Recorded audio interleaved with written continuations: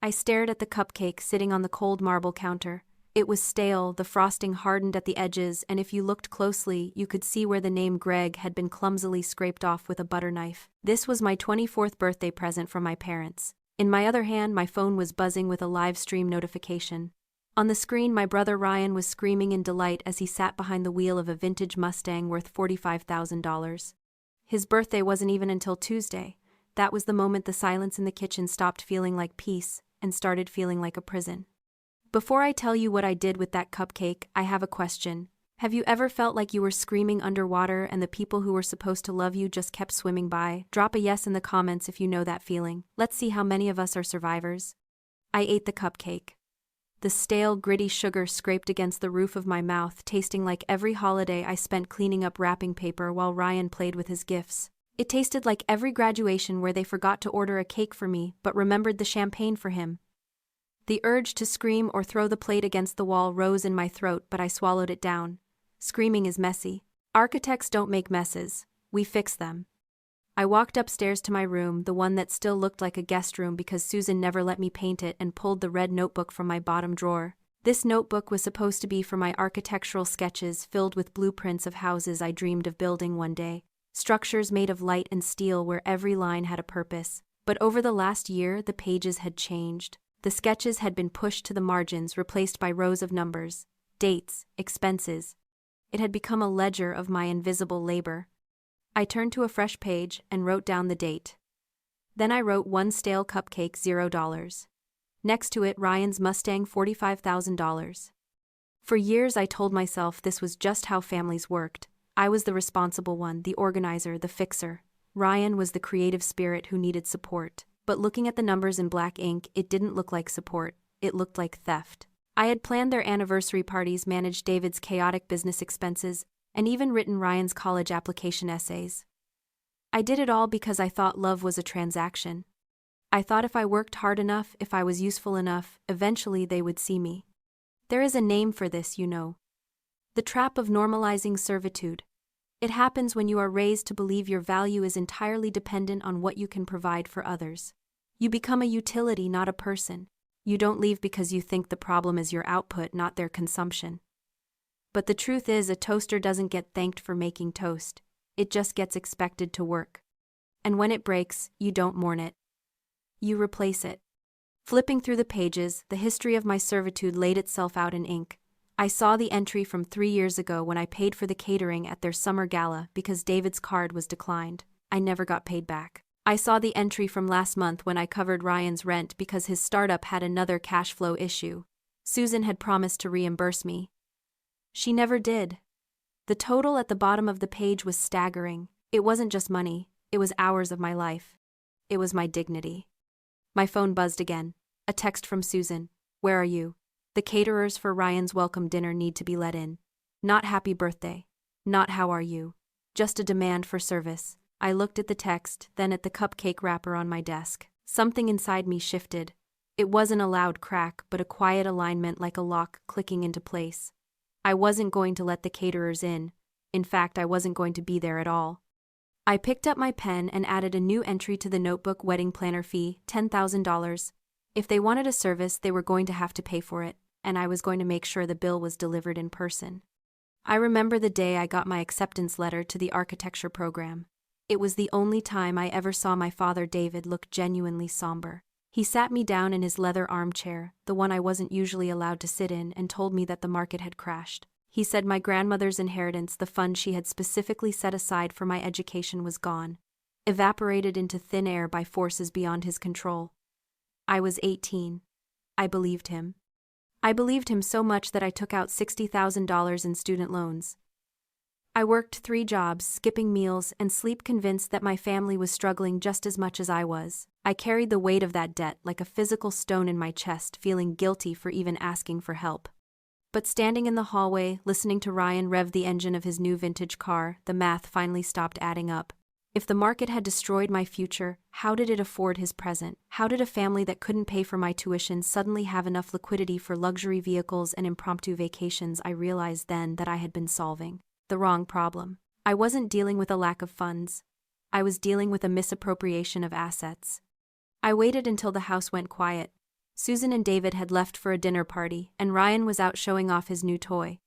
The house was empty, save for the hum of the refrigerator and the ticking of the grandfather clock. I walked into David's home office. I didn't need to break in.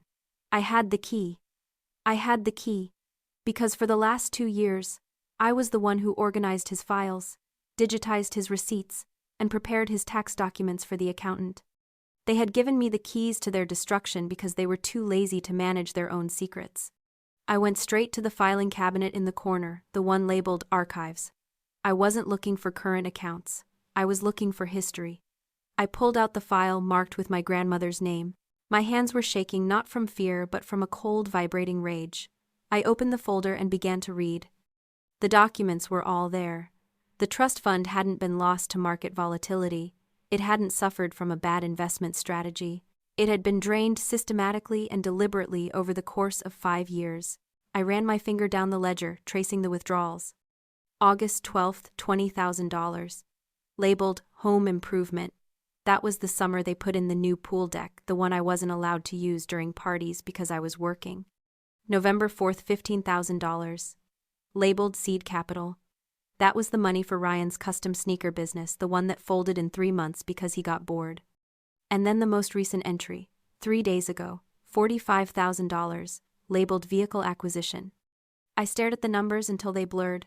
My grandmother didn't lose her money to the economy. She lost it to Ryan. My education, my security, my future, it had all been liquidated to fund my brother's hobbies and my parents' image. I wasn't just the uninvited daughter. I was the financier of the very lifestyle that excluded me. I took out my phone and started taking pictures. Every page, every transfer, every lie. I wasn't just hurting anymore. I was calculating. I didn't need their love. I needed a lawyer. The next morning, Susan didn't ask me if I wanted to plan the wedding. She told me. She breezed into the kitchen, a whirlwind of perfume and entitlement, and dropped a binder onto the table. Chloe wants a Hamptons aesthetic, she said, as if we weren't sitting in a house built on lies. You'll handle the logistics, Ashley. You know how Ryan gets overwhelmed with details. I stared at the binder. Mom, I have my own work. And my student loan payments are doubling next month. I can't just... She cut me off with a sigh that suggested I was physically wounding her. Why do you always make everything about money? We are talking about your brother's happiness. This is a family effort. Besides, she added, her voice dropping to that conspiratorial whisper she used when she was about to twist the knife. If you help us with this, we can talk about helping you with those loans later. David and I are working on some liquidity.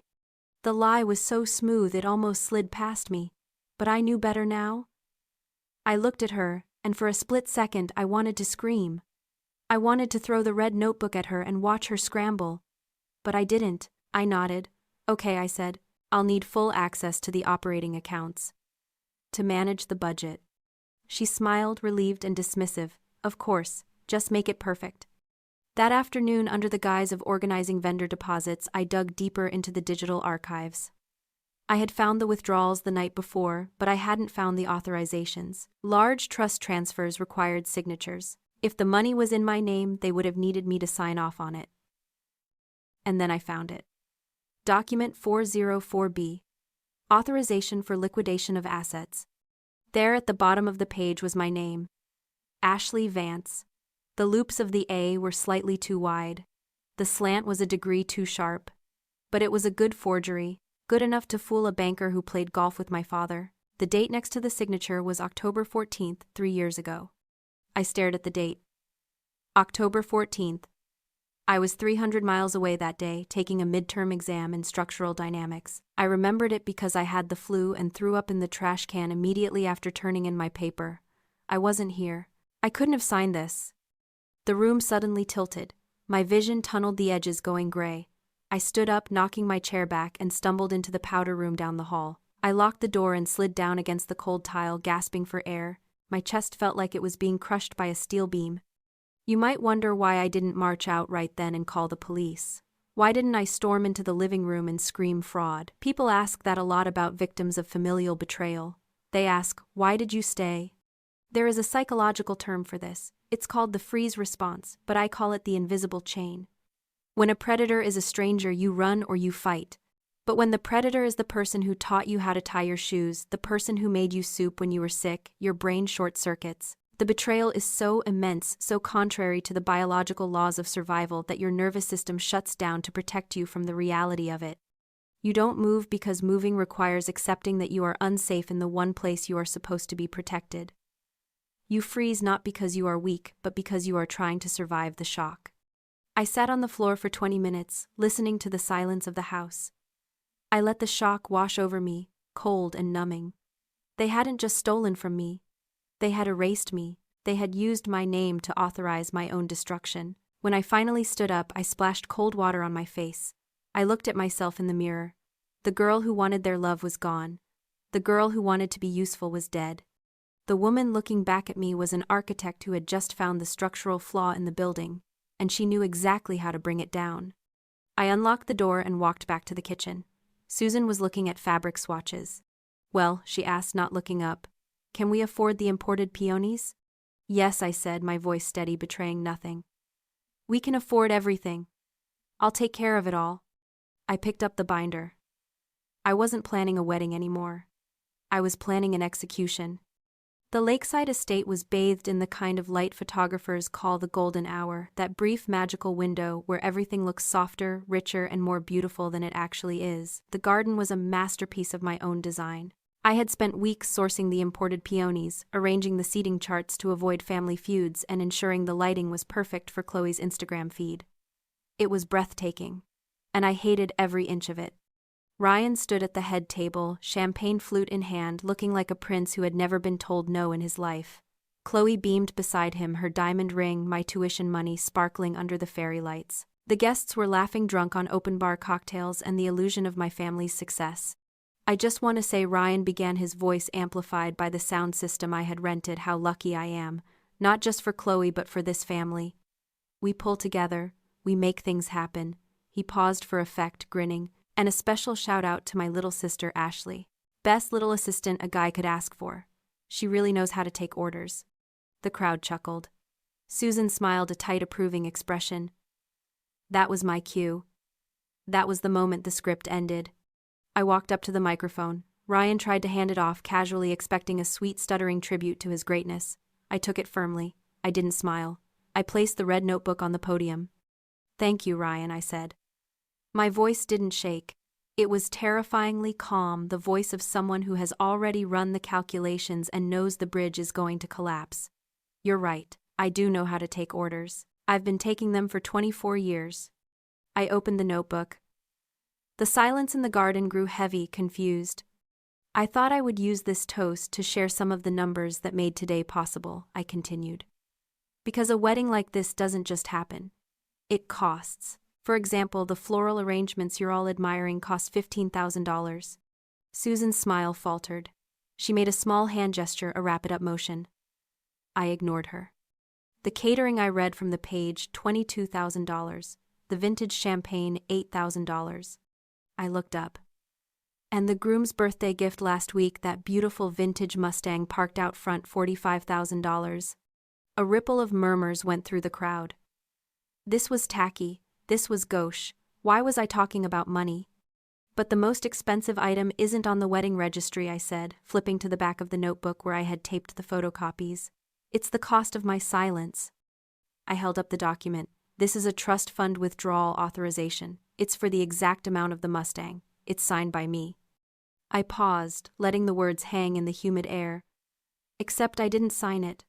I was in a structural dynamics exam 300 miles away on the day this was dated. My mother and father forged my signature to liquidate my education fund so they could buy my brother a toy. Ryan dropped his glass. It shattered on the stone patio, the sound crisp and violent. "Ashley, stop." David stood up, his face a mask of fury. "You're drunk. Sit down."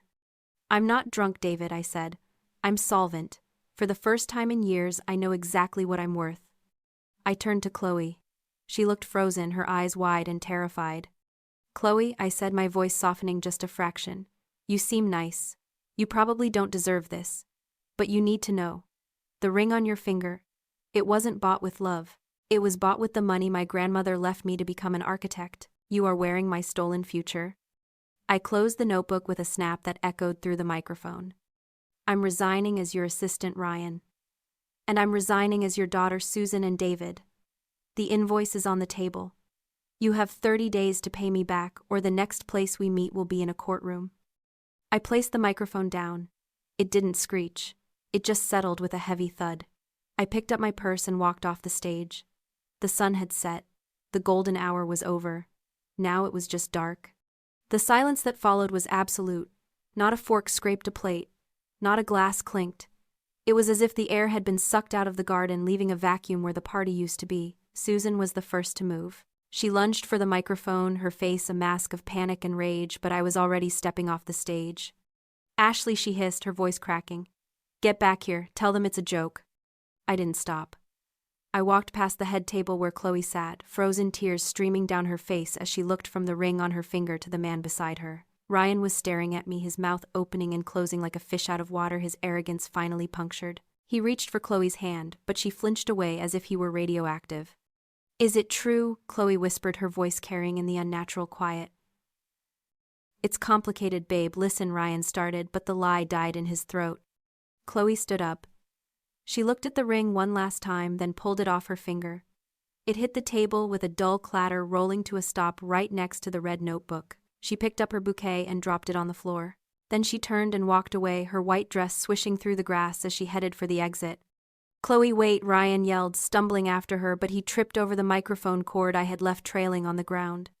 I kept walking. I passed the guests, David's business partners, Susan's socialite friends, Ryan's frat brothers. Their faces were a mix of horror and fascination. They weren't looking at me with pity anymore. They were looking at me with fear. I had just burned down the family's carefully constructed facade in under 5 minutes, and I hadn't even raised my voice. David intercepted me near the valet stand. His face was red, veins bulging in his neck. Stop, I said, cutting him off. I didn't flinch. Don't say another word unless it's, here is your check. You have the invoice. You know the account number. I'll ruin you, he spat. You'll never work in this town. I know everyone. You know everyone, I agreed. And now everyone knows you're a fraud who steals from his own daughter. Good luck with that network, David. I walked past him, handed my ticket to the valet, and waited for my beat-up sedan. When it pulled up next to the shiny luxury cars, I didn't feel ashamed. I felt powerful. I got in, tossed my heels into the passenger seat, and drove out of the estate gates. I passed the Mustang, parked prominently in the driveway, a monument to theft, and kept driving. I didn't look back in the rearview mirror. There was nothing there for me anymore. The legal battle wasn't long, mostly because evidence like mine tends to make people very eager to settle. I didn't have to drag them into court. The threat of a fraud investigation was enough. Susan and David liquidated the vintage Mustang, sold the imported peonies to a wholesaler at a loss, and dipped into their own retirement accounts to cut me a check. They did it to keep Ryan out of jail for forgery, but I like to think a small part of them did it because they finally realized they had no other choice. I signed the non-disclosure agreement regarding the specific family dynamics, took my money, and erased their numbers from my phone. I didn't buy a house. I didn't buy a luxury car, or go on a vacation. I bought a workspace. It's in an old industrial district on the 3rd floor of a converted warehouse. The elevator shakes when it goes up, and the radiator hisses in the corner like a feral cat, but the light is magnificent. It pours through the floor-to-ceiling windows, illuminating the dust motes dancing in the air. It's gritty, it's imperfect, and it is entirely undeniably mine. I sit at my drafting table, the same red notebook open next to me, but the pages of debts are gone. I burned them. Now the pages are filled with schematics for a community library I'm designing for the city. It's a project that requires precision, empathy, and a lot of listening skills I honed while being invisible skills I am now using to be indispensable. For a long time, I thought justice meant watching them suffer. I thought the climax of my story was the moment I humiliated them at the wedding, the moment their facade crumbled. And don't get me wrong, there was a visceral satisfaction in that. The adrenaline of destruction wears off, and if you aren't careful, you're left standing in the wreckage with nothing of your own. That's when I realized the truth about what I was doing here. There is a concept I call the justice of the sower. Conventional revenge is about taking an eye for an eye, about balancing the scales by subtracting from the other person. But true justice, the kind that heals you, is about addition. It's about taking the manure they piled on you and using it to fertilize your own soil. My parents tried to bury me under expectations and servitude. They tried to make me small, so my brother could feel big. But they made a critical error in their calculations. They forgot that when you bury a seed, you don't kill it. You give it exactly what it needs to grow. Every party I planned taught me logistics. Every crisis I managed for Ryan taught me crisis resolution. Every ledger I balanced taught me the value of transparency. I took the tools they forced into my hands and I sharpened them. I didn't just survive my family, I harvested them. I took the skills of the fixer and transmuted them into the skills of the architect. I looked down at the blueprint in front of me. The lines are clean, strong. This building will stand for decades. It will be a place where people come to learn, to connect, to be seen, all the things I craved in that cold, beautiful estate. I am not Ashley the assistant anymore. I am not Ashley the daughter. I am Ashley Vance, principal architect. I built a firm out of the debris of my past. I built a life out of the stolen tuition I reclaimed. And looking around this studio, with its shaking elevator and beautiful light, I know that this is the only legacy that matters. They have their silence. I have my foundation. And I am just getting started. They tried to bury me, but they didn't know I was a seed. If you are currently building your life from the ground up, hit that share button. Let's build our empires together.